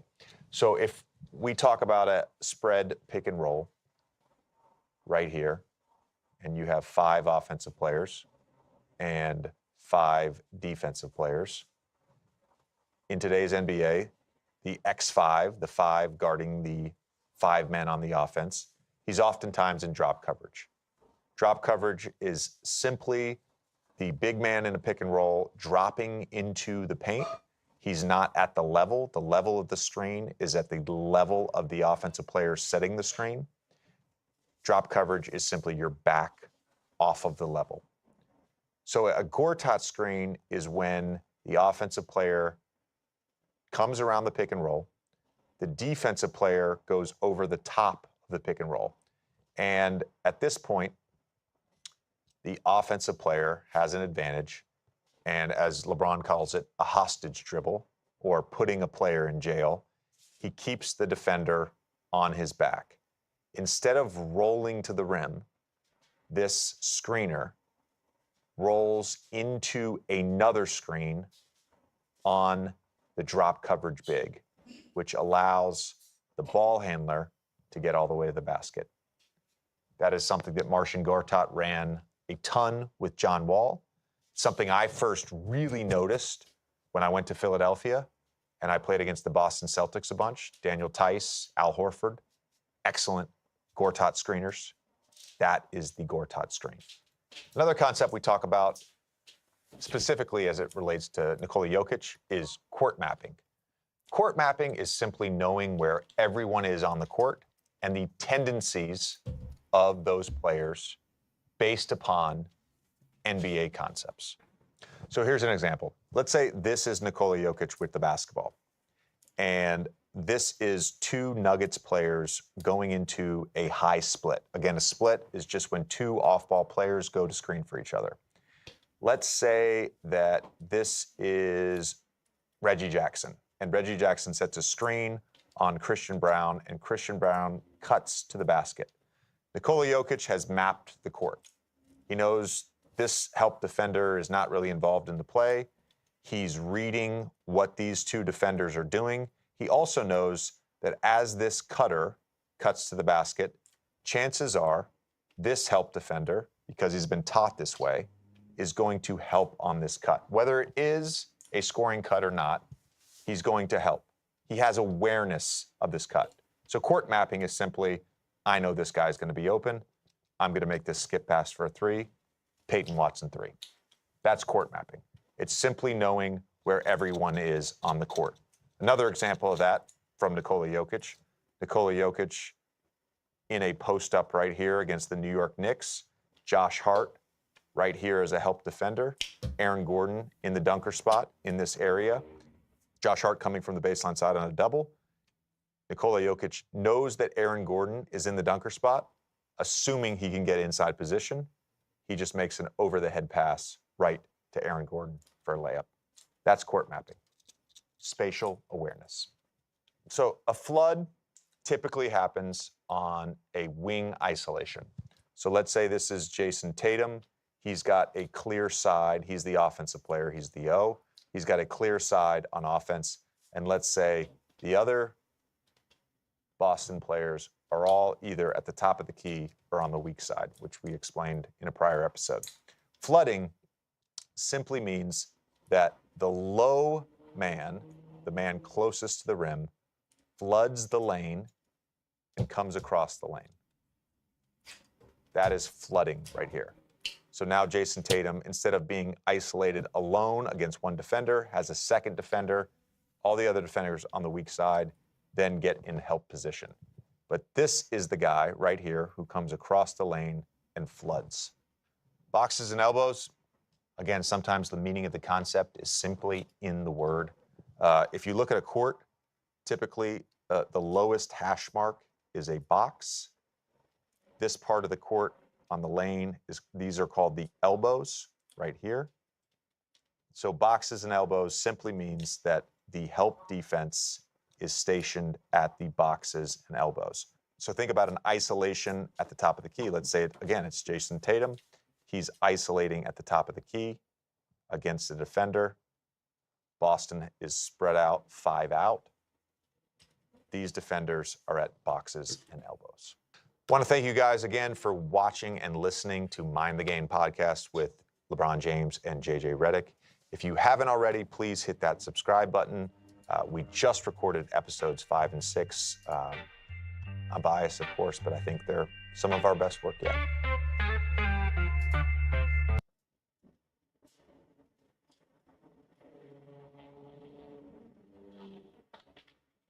The Unseen Side of Things, Part 2. Firstly, have you ever wondered why you have chin dimples? Well, it's actually a muscle that is attached to the skin of your face that looks like this. Go ahead and try making some facial expressions and you'll see this muscle in action for yourself. Next, this video shows how easily it is for a rat to go from the sewer to the water pipes below all the way up into your toilet bowl. So remember, always flush your toilet when you can. Now, since radio and billboard ads don't work that much anymore, China is now putting ads on drones for drivers on the road, which doesn't seem that safe, but they're also putting QR codes in the sky for people to scan that show products and mobile games to get. Finally, this is how subway station stairs are cleaned. Right when I saw this, I immediately thought of a Minecraft bucket, but I just can't believe even after all of this water and disinfection.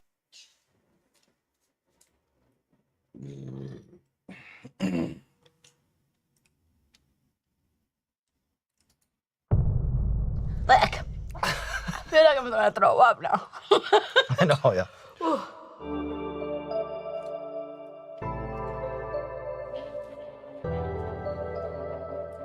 Hey, what's going on, everybody? For First We Feast, I'm Sean Evans, and you're watching Hot Ones. It's the show with hot questions and even hotter wings. And today we're joined by Shakira. She's a global pop music icon with a storied career that includes everything from multiple Grammy Awards to global tours and more than 95 million records sold the world over. And she's back with a brand new album, her first studio release in nearly 7 years. It's called Las Mujeres Ya No Lloran, and it's available now. Shakira, welcome to the show. Thank you. Before we get started, how are you around spicy food? Are you at all nervous going into this? I'm curious about this whole thing, but I think I can take spice. I think I can take hot food, but we'll see.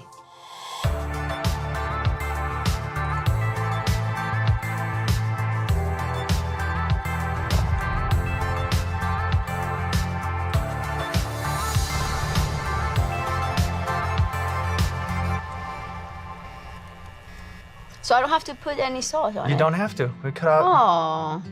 red carpet treatment just for you, Okay. Shakira. All right. Let's see. Oh my God, we started strong. What I'm saying, I can take spice. That's spicy.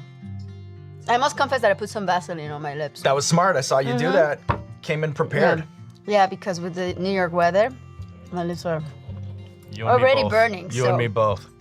with these sauces, I don't know. I might end up bleeding.